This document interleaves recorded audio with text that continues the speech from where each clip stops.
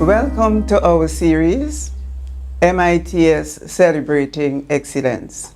My name is Joan Leach, and it is my distinct pleasure to be hosting this exciting segment. The objective of this series is to interview past student workers of the Mona Information Technology Services Internship Program. We showcase the work and worth of our UWI Pelicans who are making trailblazing impact on the landscape of society. We hope that as you listen to this production, you too will be inspired for greatness as we are inspiring excellence and producing leaders.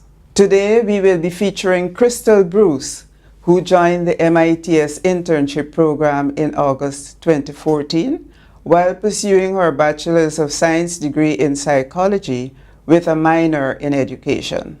Krystal Bruce is a proud past student of the St. Jago High School, where she was the president of the St. Jago Debate and Literary Arts Society, and also president of the Peer Counseling Association, among other exciting and outstanding involvements.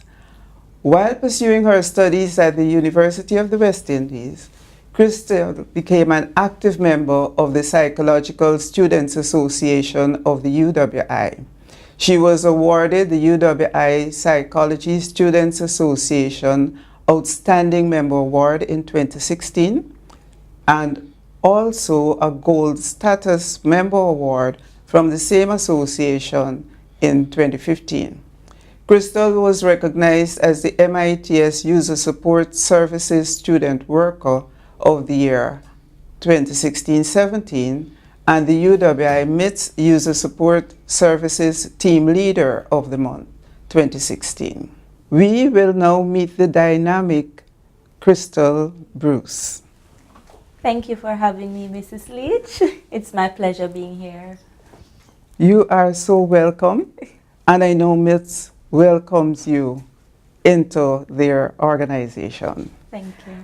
Tell us about your journey from being a student worker all the way to being a full-time staff member at MITS. So my journey began in 2014, straight out of high school, the St. Jago High School. There were challenges.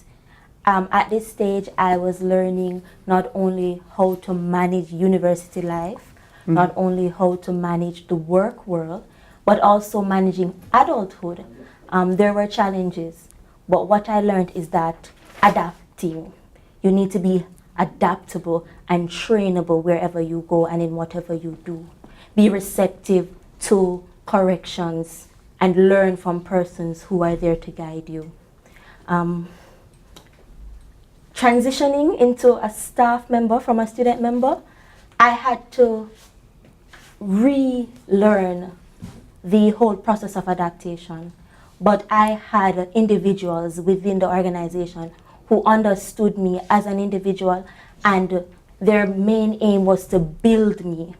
And I have to thank God every day for Mrs. Brown Roberts, Mrs. Martin, Mrs. Bradley, Miss Jackson, and Mr. Ferguson, who helped me in that journey of transitioning from a student worker to a full-time staff. I just have to say, being trainable, being receptive and adaptable to the changes and new environment was the course of that made the course of my journey so smooth. Wonderful, yes. Wonderful, Krystal. The experiences in so many areas in a fairly short space of time to a young person would have impacted on your interpersonal skills. Yes. Could you tell us about what impact those experiences actually had on yours? Because you were in a customer service area. How did those, the training and all those experiences impact you? In fact, thank you for asking this question. So Being in a customer service environment, I met a lot of persons. I had to not only interact with my clients, but I had to interact with my colleagues. This environment teaches you how to learn about persons, how to meet them at their needs, how to interact with them in a way that is beneficial to not only them, but also yourself. Because how you respond to your client will have an impact not only on the organization, but also on myself as an individual. It taught me that my word is my bond, and I needed to be committed to whatever I do. So interpersonally, I got a lot of understanding of different people, the skills around meeting people at their needs, the different kinds of personalities, and trust me, despite the person, because I went through this internship program, I am able to interact with them. Yes. Okay, that's great. That's great. Seeing you walking around and interacting with people while on the job, I think would have inspired some of your newer, younger colleagues to probably improve themselves as well in these areas. How did this experience, though, assist you in building your work standards, your work ethics? Again, customer service, where we have a wide variety of people with problems. They don't come to you unless they have a problem. How did this, how could you probably even help to tell a new person how to deal with these and how to maintain their standards and their ethics? Okay, thank you. Entering the Mona Information Technology Services Department, I had little to no knowledge on information technology. However, I learned a lot. And that helped me in helping my customers. But as it relates to customer service and having people skills, I learned that through the workshops that we have, through the training sessions that we had. I learned that job commitment, 100% job commitment, is what I would tell any young professional, anybody that is entering any workforce. You need to be committed to what you do. From this experience, I also learned time management. I learned that I had to achieve in academic area, I had to achieve in the work that I was set out to do. And in life, of course. And that just taught me that I had to use my time very wisely, very wisely. Perfect. Perfect. Great words coming from a young person. Can you now probably advise our young people outside of MITS, this is in a more general sense, how they should approach the world of work? As you know, it is changing and you are part of the change. How would you help them to approach the world of work? First, I would say, know your purpose. Know your purpose and set your goals. Because when you have goals, you will use it to fuel you each day. So despite going in an environment that may not be your area of study or your area of liking, when you have a purpose and you have a goal, you know that you need to go there and you need to do well, because it's a work experience that the internship program offered to me. And I believe that when you get up each day, and I'm speaking to the young professionals now that you asked me about, when you get up each day, you will understand that I am about this, I need this, I want this. And I would say dream big. Jim Rohn, a very smart man, speaks about being specific with our goals. when we are specific about what we want, we cannot allow anything to take us out and to affect us in a way that it will affect our job, it will affect our school. When you know what your purpose and you know that this is what I'm going after, no matter the environment, no matter where you're placed, you will definitely do well. And that is what I use to fuel me each day, my goals and my purpose. Wonderful. I like what you're saying, and I hope that our young people are listening, coming from another young person as opposed to one of the older ones who may not necessarily have experienced this new way of doing things. I have heard you mention some of the attributes that a young professional should have. I don't know, but could you probably add to that in terms of looking for a job that suits you? Is there anything you could offer them in terms of the job search? All right, in terms of the job search, a lot of persons enter fields that they might feel uncomfortable in. Some persons will look for jobs and there's no job satisfaction. But what I usually say to persons is that search for your purpose. Speak to the Lord about what you were placed on this earth for.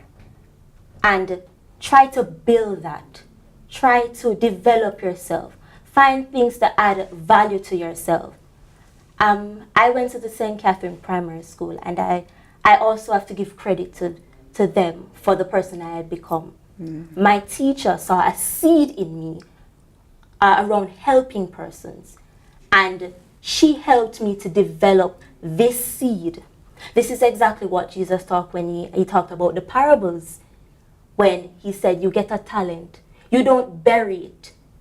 When you see something within yourself that is worthy of showing, you fertilize it with things, and then it flourishes. So I was a helper. I love to help. I love to talk to people. I was a leader, and she fertilized it, and then she helped me to realize that within me. And then as I grew, it grew with me. And then, so when I work now, being in customer service, I might be doing IT, but I get to interact with people. I get to help people, and that's my passion. So I would say if you're looking for a job, look at what your talent is. Build a career around your talent. Fertilize it into things, and it will multiply tremendously. Great. That is great, absolutely great advice, even for the older professional.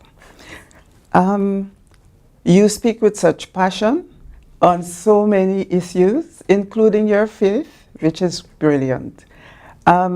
Is there any specific passion that you are more likely to express or to tell people about, other than what you may have mentioned before?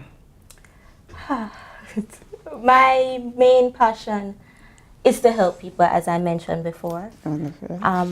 Bob Berg, in the book The Go-Getter, speaks about our self-worth.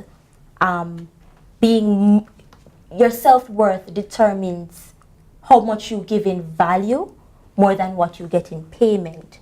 And that is, I use that as a mantra to say that despite whatever I'm getting from it, despite whatever benefits that it may bring upon me, I will give more of myself. I love to volunteer. I am an active member in the Friends United Network in the community of Spanish Town. I volunteer at MITS. We have a lot of activities that we do. I go to children's homes, and it's just a passion for me to give value, because then I feel worthy within myself, and there is no payment that you can give me for that feeling that I can feel from just giving back and allowing someone to have the pleasure of just being happy. Because of course life is worth living, and I believe that if we can just help one person at a time, trust me, the blessings will flow back. It will flow. It will definitely flow. I am a testimony to that. Okay. This has all been very, very interesting, and I can see why you would have been selected to have this special input into this series. You have expressed things way beyond your years, as far as I can see, and this is just a snippet of what you have building up inside of that head of yours. I would like to conclude this interview, this very brief interview, by wishing you all the best as you go forward in this life, as you go forward to your new job and to your new lifestyle, wherever they may take you, because the values that you have are so grounded that they will take you quite far. Thank you for being a part of our session. Krystal, Bruce. Thank you, Mrs. Leach. Thank you for having me. It's my pleasure. And to our viewers, I would also like to thank you for joining us and hope that some of you, at least, have been inspired by the thoughts and the inspirations of Krystal Bruce. Thank you.